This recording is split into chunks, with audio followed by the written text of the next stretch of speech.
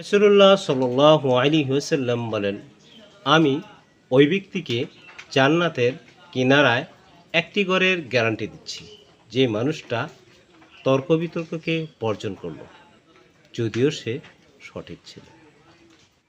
2, আমি ওই ব্যক্তির জন্য জান্নাতের মাঝ বরাবরে একটি ঘরের গ্যারান্টি দিচ্ছি যে মানুষটা মিথ্যাকে বর্জন করল, যদিও সে কৌতুক করে কথা বলছিল।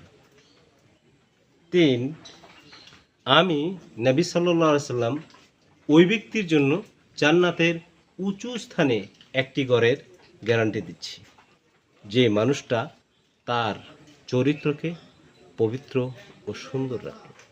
আমরা চাইলেই ইনশাআল্লাহ এই গুরুত্বপূর্ণ হাদিসটি মেনে নিয়ে জান্নাতের ঘরগুলো দখল করতে পারবো ইনশাআল্লাহ।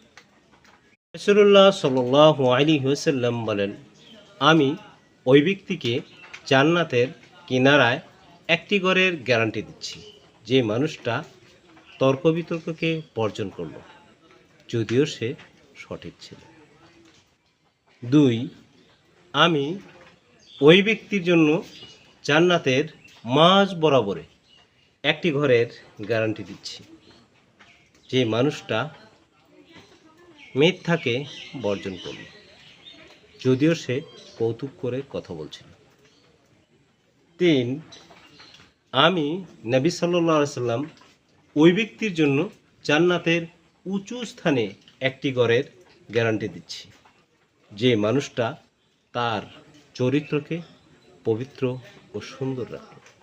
আমরা চাইলেই ইনশাআল্লাহ এই গুরুত্বপূর্ণ হাদিসটি মেনে নিয়ে জান্নাতের ঘরগুলো দখল করতে পারবো ইনশাআল্লাহ।